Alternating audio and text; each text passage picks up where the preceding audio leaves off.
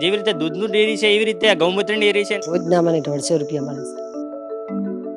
ఈ గోమూత్రం బ్యాంక్ గుజరాత్లోని బనస్కాంత జిల్లాలో అబ్దా గ్రామంలో ఉంది. అవును, మీరు విన్నది నిజమే. ఇక్కడ పలు రూపాల్లో గోమూత్రాన్ని సేకరించి ప్రాసెస్ చేస్తున్నారు.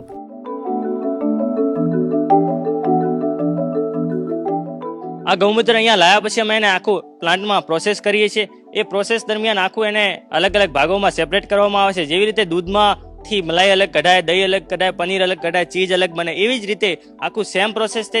જેવી રીતે દૂધનું ડેરી છે એવી રીતે આ ગૌમૂત્રની ડેરી છે અને એ પ્રોસેસથી અમે ગૌમૂત્રના અલગ અલગ સેપરેટ કરીએ છીએ. ગૌમૂત્રમાંથી પોટાશ અલગ કાઢીએ છીએ, એમાંથી ઘણા બધા માઇક્રોન્યુટ્રન્ટ છે એ અલગ કાઢીએ છીએ, એમાંથી અરકનો ભાગ અલગ કાઢીએ છીએ, એમાંથી અમોનિયાનો ભાગ અલગ કાઢીએ છીએ.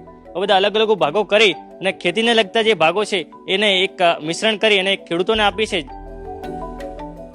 ఆవు మూత్రం వల్ల కలిగే ప్రయోజనాలను ఆయుర్వేదంలో ప్రస్తావించారు. సేంద్రియ సాగుకు గోమూత్రం కూడా ముఖ్యమైనదే.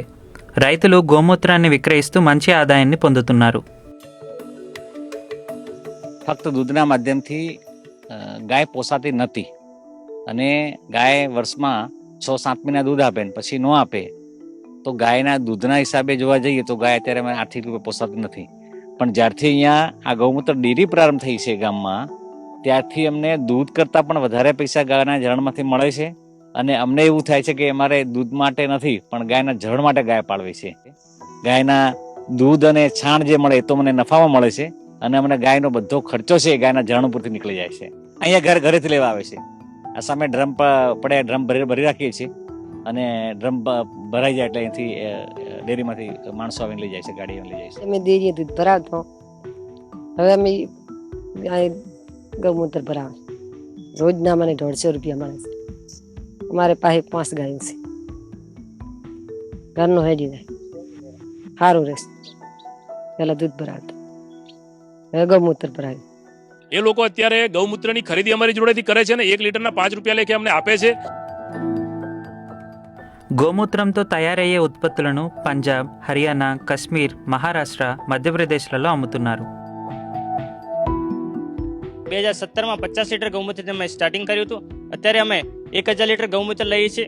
5 રૂપિયા લીટરના ભાવે અહીંયા ગૌમૂત્ર ખરીદવામાં આવે છે. આજુબાજુના ગૌપાલકોથી રોજ 1000 લીટર અહીંયા ગૌમૂત્ર આવે છે અને દર મહિને લાખો રૂપિયા ગૌમૂત્રના આપણે અહીંથી ચૂકવીએ છીએ, જેથી ગૌપાલકો સરળતાથી દેશી ગાય રાખી શકે અને આવનારા ભવિષ્યમાં અમે 10,000 લીટરનો રૂપિયા 3 થી 4 કરોડના ખર્ચે 10,000 લીટરનો પર ડે કેપેસિટીનો પ્લાન્ટ લગાવી રહ્યા છે, જેથી ખેડૂતોને મોટો લાભ થશે અને આખા બનાસકાંઠાના, આખા ગુજરાતના ખેડૂતોને એક મોટો લાભ થવાનો છે એ પ્લાન્ટ થકી.